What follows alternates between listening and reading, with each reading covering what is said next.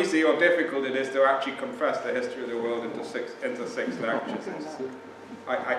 It usually takes 2 terms and about 85 lectures, so we'll see.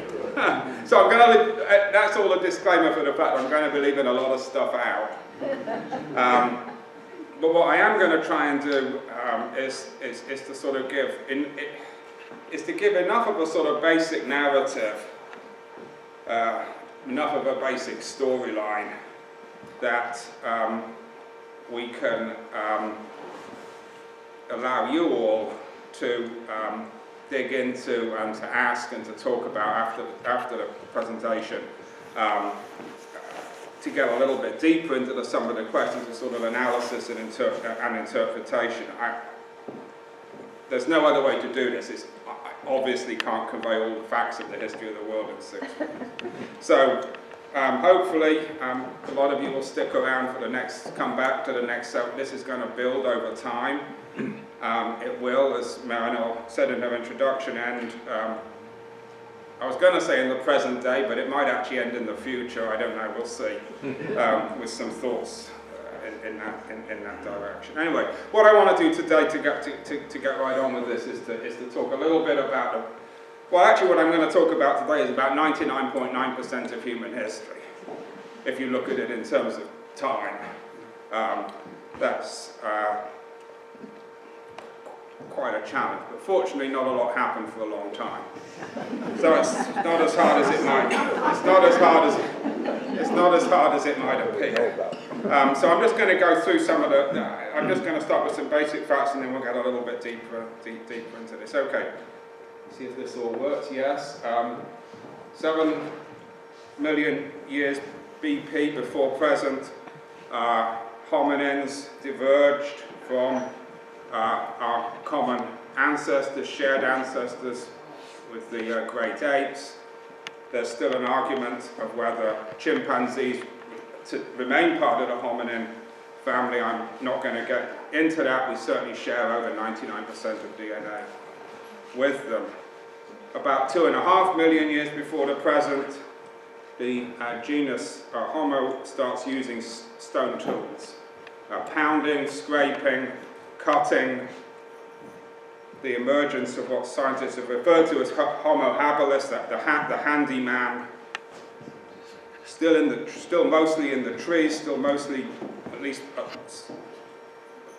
most of the time on all fours, but beginning to use tools to modify the environment. By about 1.8 million years before the present, Homo erectus is walking upright, bipedal gait. By about 300,000 years ago, anatomically modern Homo sapiens emerge. If I'd have been doing the lecture 3 months ago, I'd have probably told you 200,000 years before present. It's literally been pushed back 100,000 years by new discoveries, and surprisingly not in East Africa, where a lot of these have been previously, but in Morocco. So that's going to be a lot of digesting there, and it suggests the possibility of polycentric, multicentric origin rather than monocentric origin, which has been a big debate amongst paleontologists for many years. What's exciting about this site in Morocco is tools and fire together, evidence of both together. Chipped flint tools, so quite sophisticated cutting tools. Anatomically modern human beings, Homo sapiens, flattened faces, bone structure that suggests the possibility of speech. By about 50,000 years before present, behaviorally modern human beings. We have evidence of language, art, symbolic thought. I'll say a little bit more about those in a minute. So that journey from Homo habilis 1.8 million years ago to the emergence of Homo sapiens, about 99% of human history. It's referred to as what I'm going to be talking about primarily. The first part of the lecture today is primarily referred to as the Paleolithic period or the Old Stone Age. It coincides with the Pleistocene era, geological era. That's an era, the last great era of global cooling. Glaciation, glaciers extended across to about New York and south in Eurasia. Generally cooler global climates. Ice sheets, tundra conditions, a lot of large mammals.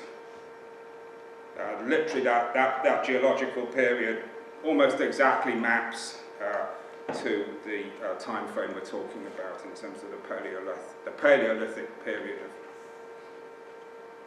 human history.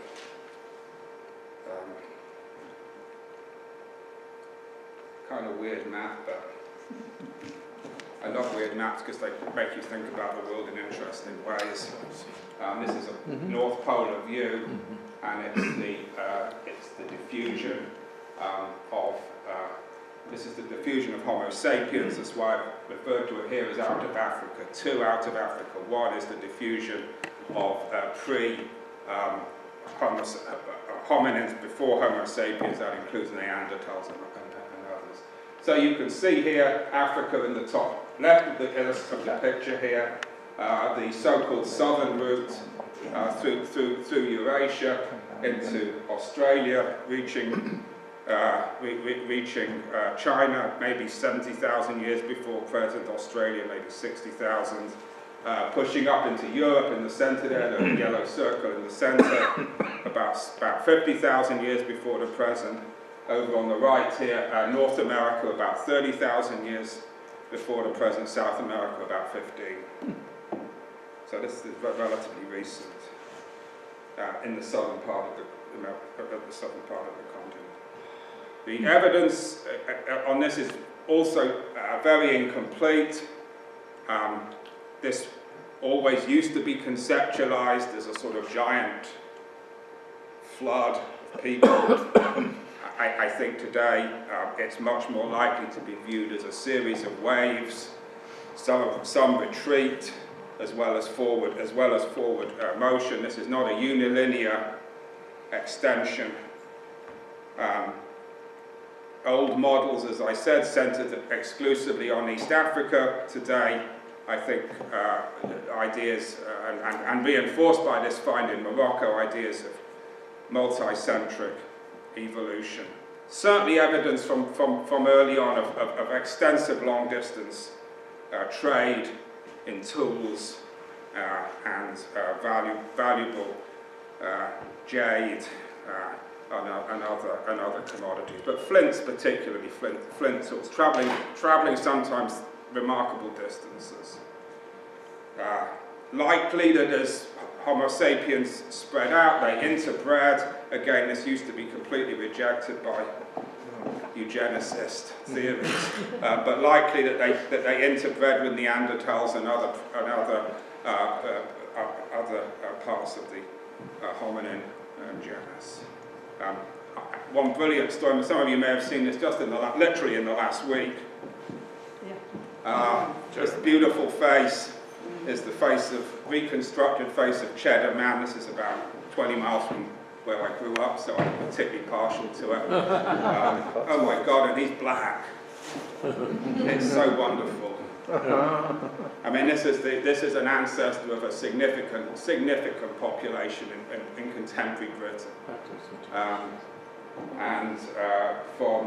The face obviously is reconstructed from the skeleton, from the skull, but the genome has literally just been sequenced, showing that he had dark skin, blue eyes, black curly hair, and interestingly, lactose intolerant. Yeah, kind of a problem in Cheddar, but never mind. Part of a Mesolithic migration into southern England about 9,000 years before present. So it sort of illustrates what I'm talking about. a little bit. From the beginning, as the direct ancestors of Homo sapiens emerged, they brought a great deal with them from the great apes, living in complex social structures, permanent groups of adults with their internal structure, permanent groups, which facilitated social and collective learning, particularly of tool use. I don't think this fact can be ever be overemphasized. Collective and social learning. That the developments of Homo sapiens came about, all that I'm going to be talking about later in the rest of the lecture today, is the result of collective activity. This is not an individual species. This is a species that has a social character. Just a couple of the obvious: bipedalism, the opposed thumb, the ability to hold tools in two grips, a power grip and a precision grip, both obviously useful. And as you can see on the chart on the bottom right, as we move forward, a dramatic expansion in brain capacity. And I don't want to get too deeply into discussions of Lamarckian evolution, but it seems to me incontrovertible that the collective learning experience, the collective discussion, and the expansion of the brain size are dialectically interrelated to each other. In other words, they develop each other. So our brain size was not some gift, but was a product of the collective human experience from the beginning. This was tied, of course, to the development of language, probably, I think, beginning to, as a result of the necessity of planning activity, hunting primarily, organizing to collaborate, to hunt, to listen, to watch, to predict, to communicate, and to begin, on the basis of those skills, to make predictions. If we've watched an animal do one thing one time, the likelihood is it's going to do the same thing, or similar animals are going to do similar things. If we can organize together and understand that, it's going to enable us to hunt that animal far more effectively. I think figurative representation, probably initially the drawing of maps or plans in the dirt or something like that, to organize that collective activity arising from this. So from this work. So work, collective activity, expanding cognitive capacity, all emerging, all interlinked during this long period. You see why it took 99% of human history, all developing during this long period. These were primarily hunter-gatherers, bands of maybe 30 to 50 individuals, semi-nomadic, completely nomadic or semi-nomadic, often seasonal migrations. Any of you who've studied the cultures of the woodland Native Americans in the modern-day northeastern United States will know the patterns of seasonal migration. Temporary camps, no permanent settlements, makes it very difficult to accumulate private property. You can't carry a great deal with you. You can't store food very effectively. You can smoked meat and stuff like that, but you've still got to be able to, ultimately you've got to be able to carry it with you. You don't want too many children around unless they can walk. They're a tremendous burden. Women organize their reproductive activity to have a long birth interval. You're not going to have another child unless you don't want to have another child until the first one's able to, at least to walk, if not to do a little bit of gathering.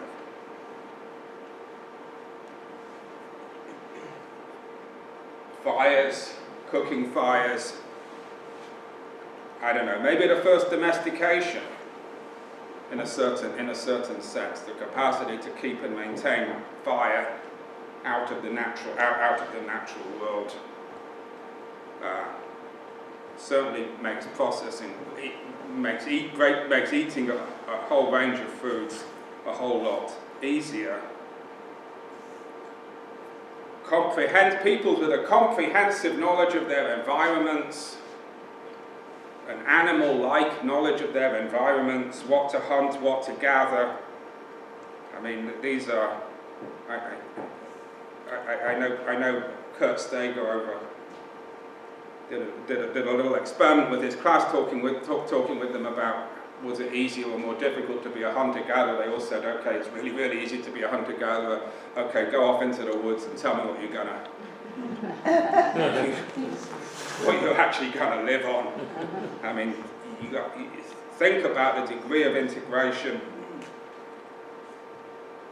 into the natural environment.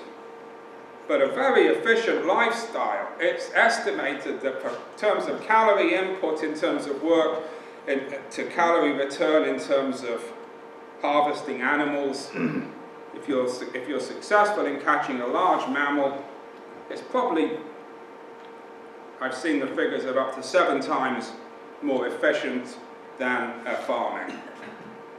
I mean, not some of you farm, right? Some of you know how much physical effort goes into raising calories from the soil. Most of that raising is done for you if you catch a big mammal, game mammal. Not a huge amount of work. Again, based on studies of modern-day hunter-gatherers, anthropologists estimate maybe 5-6 hours work a day involved in hunting. A lot of time to sit around, a lot of time to think, a lot of time to talk, a lot of time to make art. I don't want to present this as some sort of mythical Eden. Obviously, there's going to be times when the animals are not plentiful. You have no capacity to preserve food from one year to the next. You're always on an edge. But I do want to make one particular sort of point out of this: no private property in land. I mean, it's one of those things that's so easy to say. Oh yeah, they didn't have land. They didn't have private property in land. But it really takes a pretty deep thought experiment to imagine what a society without private property and land, without a conception of ours and yours, mine and clear off out of it, actually would look like.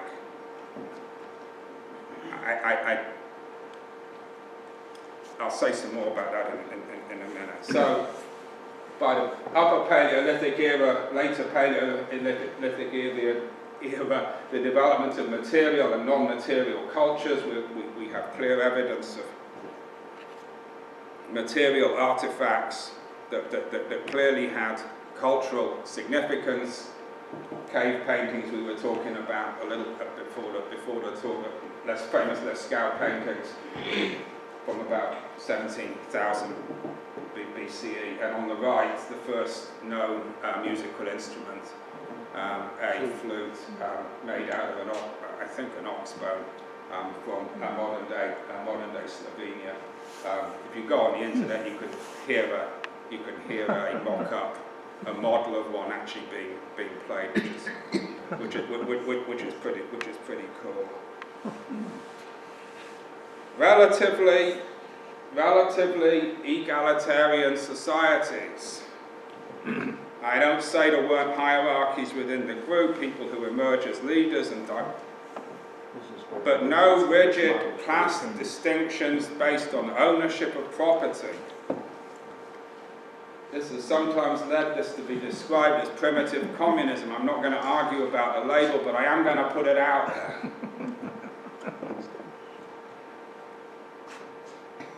No clear class distinctions, no codified and solidified distinction based on sex. There is a sexual division of labour. Generally men are hunters, generally women are gatherers, but that does not imply difference in status, in social status. I kind of put the right-hand image in as a little bit of a joke, because of course what we tend to, you use the one. I said we use it. I hope you don't use it. But if you use the term caveman as a term of abuse, or someone's totally Neanderthal or something like that, actually they had a much greater degree of social equality and gender equality than has existed anywhere on Earth since. Very different from our sort of assumption on this. Often matrilineal descent, evidence of women playing significant social and political roles. This is really important stuff, I think. Just to sort of touch on this as well, unlike other animals, from the beginning, Homo sapiens is consciously modifying the environment, particularly through the use of fire.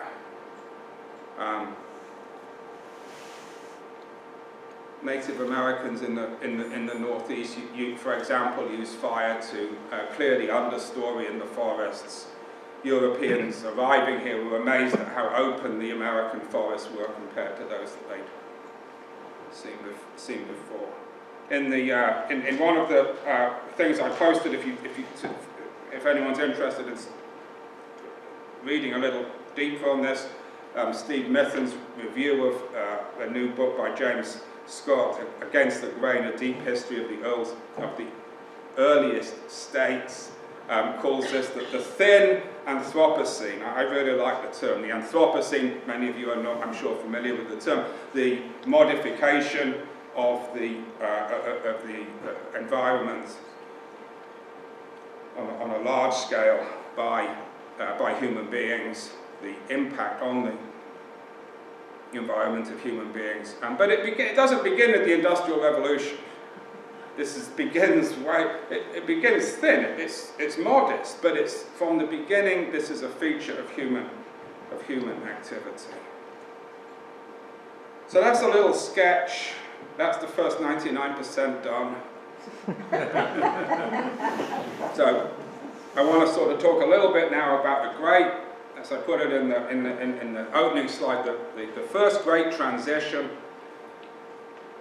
the transition from predominantly Paleolithic hunter-gatherer societies to Neolithic, New Stone Age farming societies. This coincides with the end of the Pleistocene era and with the beginning of, you gotta love it, global warming. It's, I think, indisputable that without global warming there would be no evolved human society. Whether that's such a good thing or not, we'll maybe come on to talk about. But the retreat of the glacial ice, the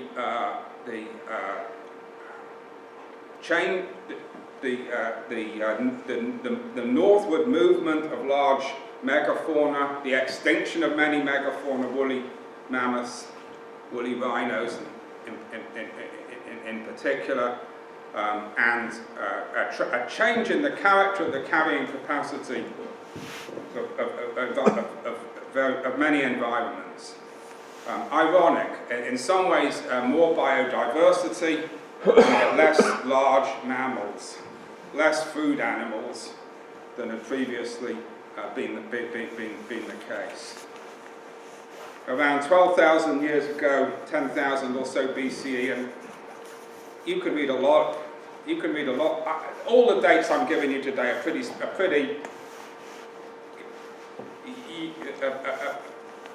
tenuous. You can read other accounts slightly different, a couple of thousand years here or there. It really doesn't matter that much. I shouldn't say that, but it really doesn't matter that much. I'm going to go with about 12,000 years before present. The area referred to as the fertile present, the red area on the map, the great spread from the Nile Delta through the Levant, modern day Israel, Palestine, Syria, Lebanon, and then down the twin valleys of the Tigris and the Euphrates, Mesopotamia. In this region, I'm going to say currently in this region we have the earliest evidence of permanent settlements and of farming. With the kind of discoveries that have been made over the last couple of years, I wouldn't rule anything out in terms of this picture being modified. So that's a disclaimer right there. But we have evidence from this period: grinding grains, the selective breed, the beginning of the first GMOs. Without GMOs, there was absolutely no farming. So the domestication of grains and legumes, and along with this, around the same time, well, dogs had begun earlier. Dogs had been domesticated by hunter-gatherers. Sign of this inferiority to cats, but never mind. sheep and goats, about 10,500 years ago, Anatolia. Sorry, goats about 12,000, cows a little bit later, pigs around the. So we're getting a range of domestication of crops and of animals. Same time frame, same general place. I will say something about cats, because they're not on the list. Any of you know they're never really truly domesticated. But they did a great deal. They did a great deal with human beings, and it coincides with what I'm talking about. Coincides with the Neolithic revolution, which is permanent settlement. For the first time, you have the capacity to store food from one year to the next. As soon as you start storing grain, you're going to get mice and other rodents, and the cats come along, and the deal is feed us, pet us, love us, and we'll kill the mice. Unfortunately, our cats only remember half the deal, but not a great deal we can do about that at this point. So we have what emerges, often referred to as the Neolithic package, a series of components: cultivation, domestication of plants and animals, permanent settlement. The stone tools go from being crudely, even well chipped, to polished stone tools. As you can see, the range of tools expands. The big question is why? The big question, and the big unanswered question, is why do we go from hunter-gatherers to farmers? I mean, for many, many years, this was simply not a question. Progress was viewed as an inevitable upward march. Every step of human evolution is better than the one before. Farming, therefore, is de facto better than hunter-gathering. As soon as you get a chance to start farming, you're going to give up these backward wandering ways and settle down and become a farmer. I think today maybe we would think a little bit more critically about that model. Farming is much more intensive, much more labour intensive.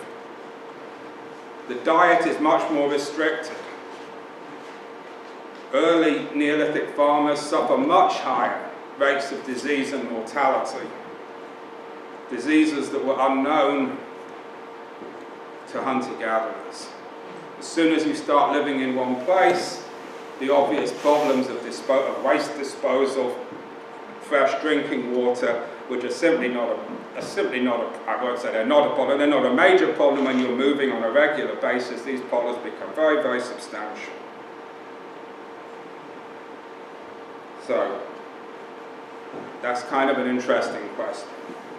It seems to me there's a couple of answers. One is in the changing climatic conditions in which large mammals became scarcer. Farming offered more predictable yields, and most importantly, sedentary life offered the possibility of preservation of food, storage of food from one year to the next.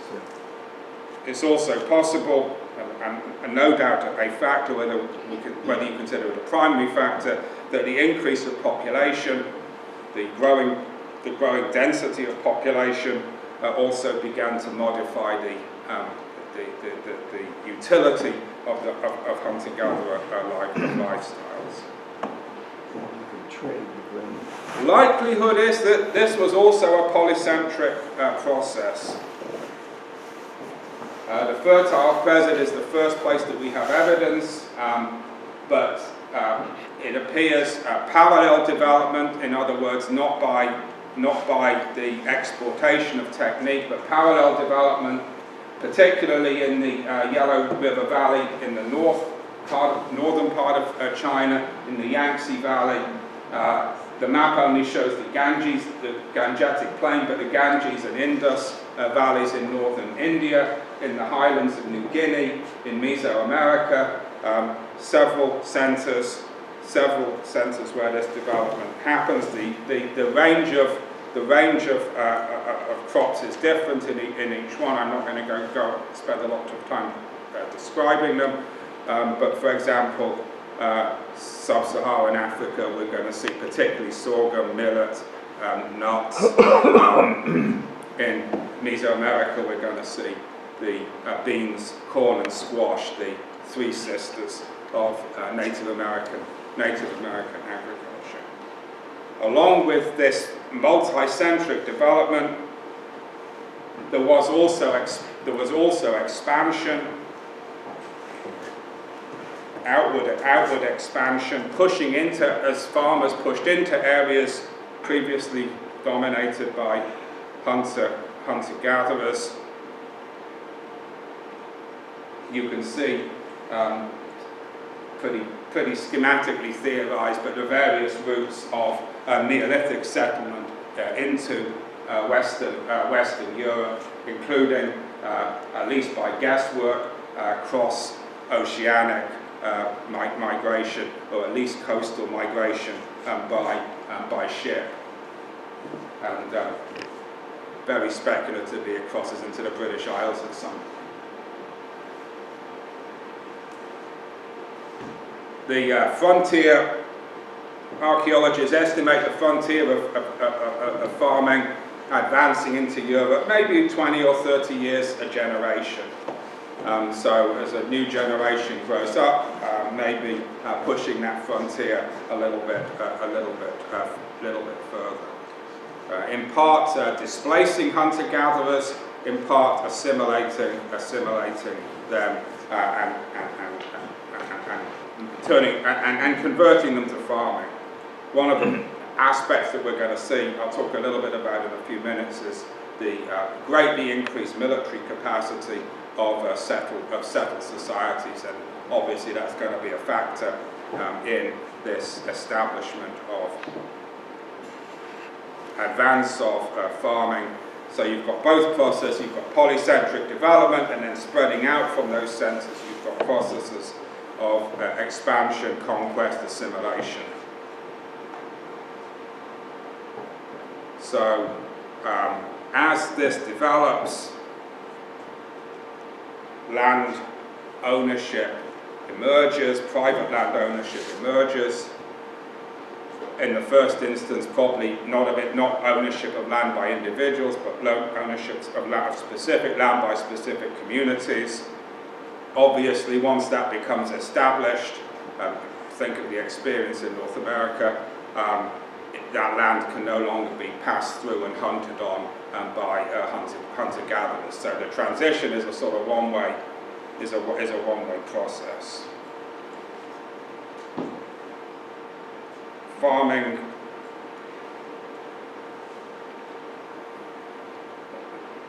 So here's the Neolithic demographic transition I was just describing. The illustration here is of 5 to 19-year-olds, in other words, young people in burial sites, and you can see how the number of young people in cemeteries basically rises significantly immediately after farming becomes generalized. So the immediate consequence of farming is not a dramatic and substantial expansion of overall population. There is an expansion of population, but it's much slower than you might imagine. Birth intervals narrow. Women are now going to have children in order to meet the demands of farm labour. Women are going to have children much more frequently, much larger families, but a lot more of them are going to die in childhood or in young adulthood. However, over time, as I described before, immunity begins to develop. Better waste management, better water sources are established, and gradually the population is going to start to increase. So this is world population. This is 10,000, 8,000, 6,000, 4,000 BCE. So this is really from the beginning of farming. I'm going to make another disclaimer. These are all highly tendentious calculations. But you can see that we really don't start getting this significant upturn in population until about 4,000 or 5,000 years BCE. So some time into the Neolithic transformation, before those problems of heightened mortality, disease, etc., start to be overcome, start to be resolved. Okay. Permanent settlements. For the first time, human beings begin to have the capacity to develop a social surplus. That's to say, to produce more than they need for their immediate consumption and survival. Obviously, Paleolithic people could have done that. They could have simply carried on slaughtering large numbers of animals. But it didn't do them any good because they had no way to preserve the food over a significant period of time. Now you can preserve food over long periods of time, as you have settled settlements. So you can start to develop a significant surplus of food. There's another way of thinking about that, which is the amount of food necessary to feed the community can now be generated with less people. But you say you've got rising population. So you start to have a population that does not have to spend its whole life, its whole time in primary food production. We start to see the development of specialization. We start to see people who are going to permanently become permanent tool manufacturers. For example, there's a lot of the examples I'm going to use are from Britain. There's evidence in the Lake District of literally factories producing stone tools. Huge piles of stone tools by people who are clearly working there every day. That's their job. We're going to see that surplus labour that's not needed for the production of food being used for other things. I'm sorry to keep giving you British examples, but that's how it is. Another one right near my hometown, the gigantic Avery stone circle. This little thing, this is a village right here.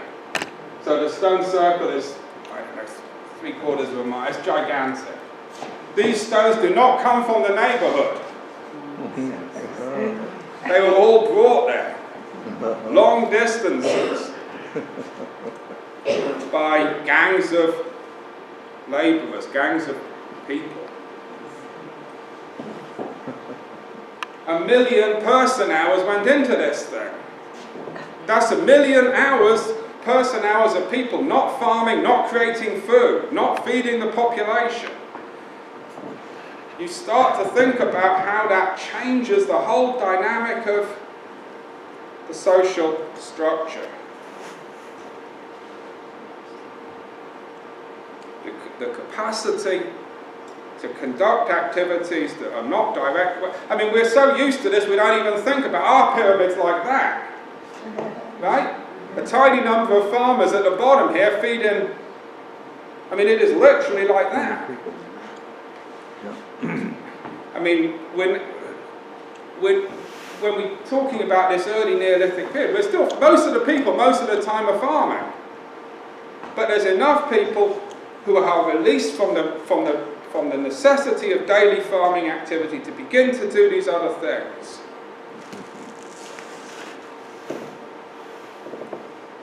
This coincides in the context of the development of private property. This coincides with the breakdown, and these are all processes that take place over significant periods of time, but with the breakdown of the relative egalitarianism of Paleolithic society. When you have a surplus, when society develops a surplus, the question of who gets to control that surplus and distribute it and own it starts to become a significant issue. If you want another one from England, the West Canada, these long barrows are huge. I mean, you only see a sort of skeletal remains of it. This is 100 meters long, vast pile of earth with all kinds. This is the interior, with gigantic stones and little burial passages inside. 50 people were buried here. The thing probably took 100 years to build. From a substantial, the product of the labour of a substantial agricultural area. Who gets to be buried there? In this super elite, beautiful, presumably prestigious in the eyes of the gods. The evidence of the emergence of class distinctions. I'm not talking about the distinctions in Paleolithic society. Someone was more bossy, someone had a better idea. I mean, humans are humans, they're different. They have different qualities and they express themselves differently. I'm talking about codified, structured class differences. This begins over that period. It doesn't happen overnight. It's not instantaneous with the development of farming, but over the consolidation of farming, this develops.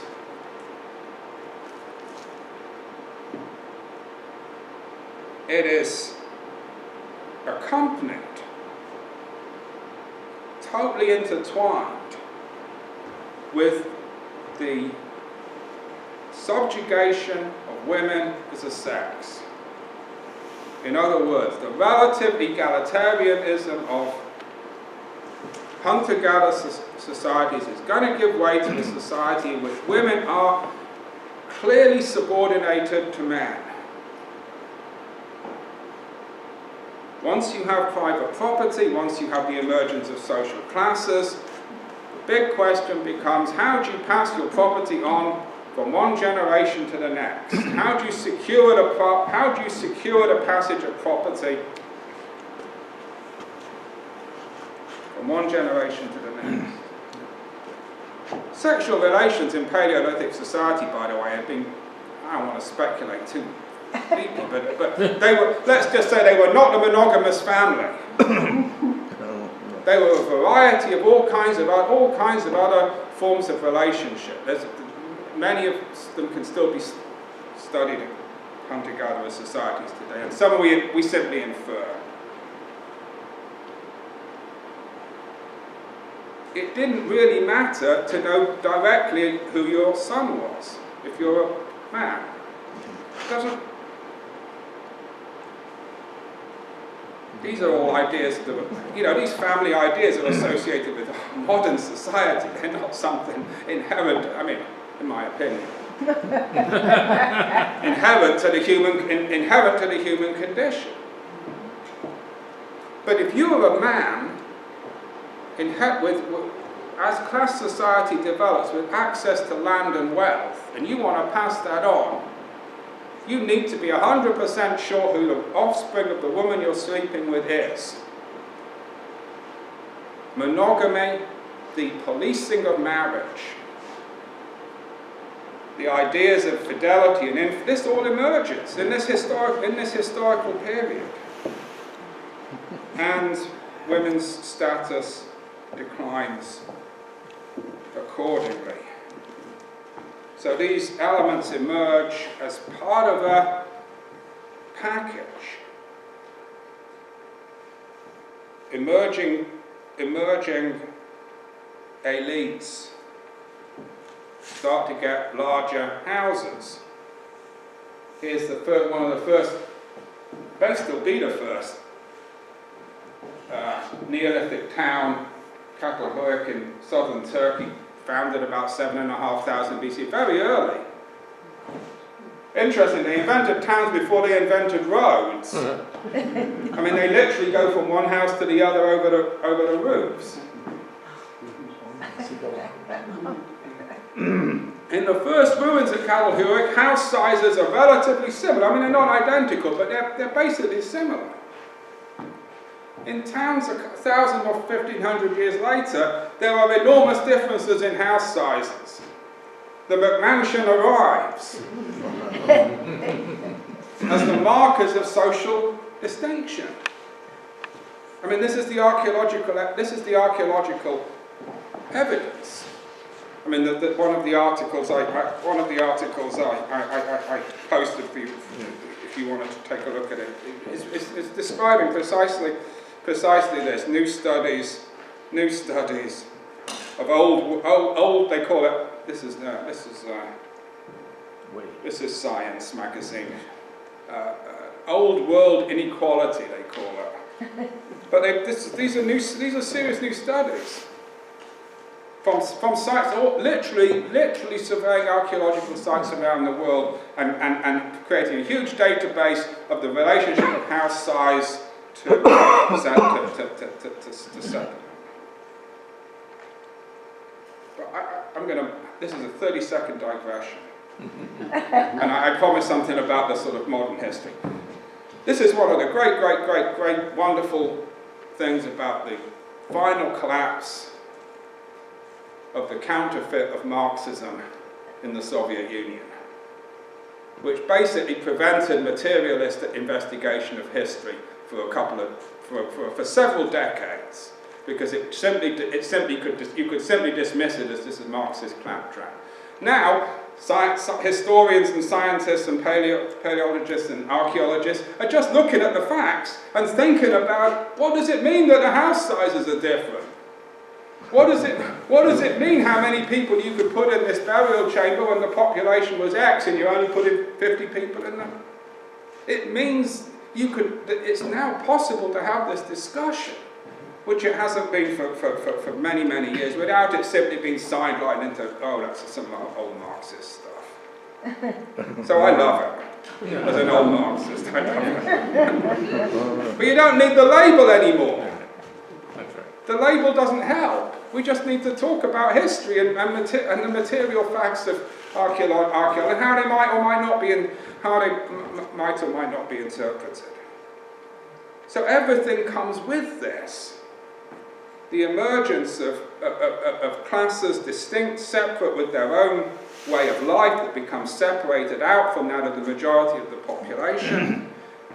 The beginnings of the emergence of priesthoods. We have evidence in Paleolithic of ceremonial buildings for religious ceremonies, the ceremonies of which customarily are going to justify and explain why the people who are at the top got to be at the top, because they were the ones blessed by God, and so on and so forth. And right along with that, one of the things when you start getting enough people to have separation is you start getting enough people to have armed force. I mean, there are always conflicts. I don't want to present Paleolithic hunter-gatherers as some Eden. There were conflicts over hunting grounds and different stuff, but there was no systematic, organized violence that we would recognize as war. Most of these ended bloodlessly, or with very, very, very symbolic casualties. When we get into the Neolithic, particularly as you get into the later Neolithic period, warfare starts to become endemic. Because the way to increase your land holding is to take it off someone else, and to organize the armed force necessary to do that. So the character of warfare also changes. This is true even in parts of the United States. It happens later in the modern day United States. But this is the city of Cahokia. This is the city of Cahokia near St. Louis. Estimated to have a population of 20,000 people. When the first European settlers got there, they thought the thing was a gigantic hoax. It was inconceivable that the Native Americans they knew who were primarily hunter-gatherers or small farmer, Mesolithic small farmers, could have done this. By the time they arrived, it had already, not by long, only about 100 years or so, but it was already over. So there were reversions as well as advances. But you could see the monumental architecture. The millions of person-hours to construct this, the ceremonial spaces, the elite housing, the temple-type housing. This happens in different degrees of rapidity in every place where the Neolithic Revolution develops. My point here, and this is the sort of takeaway, I guess, or part of it, I'm not trying to stigmatize farming. Not in the Grange, you wouldn't. As the root of all evil. And I said, am I going to talk about evil? Yeah, I'm going to talk. I'm not trying to stigmatize farming as the root of all evil. That's not my point. To contrast it to the Edenic life of hunter-gatherers or something like that. But it is to see that the enormous advance in human productivity that was registered by the Neolithic Revolution and all subsequent social development all of it rests on, is completely intertwined with the formation of social class, the division of society, and pretty crudely at first, but the division of societies into social classes, the subjugation of women, the emergence of private property in land, and the beginnings of organized warfare. Well, I think that's about what we've got time for in terms of lecture. We leave some time for discussion. Next week, the sort of starting point will be to look at the consequence of this in terms of the emergence of larger state-level structures, large states, ending up with talking a little bit about the Roman Empire and Han China. So anyway, that will be then. This is now. Let's have some questions and discussion.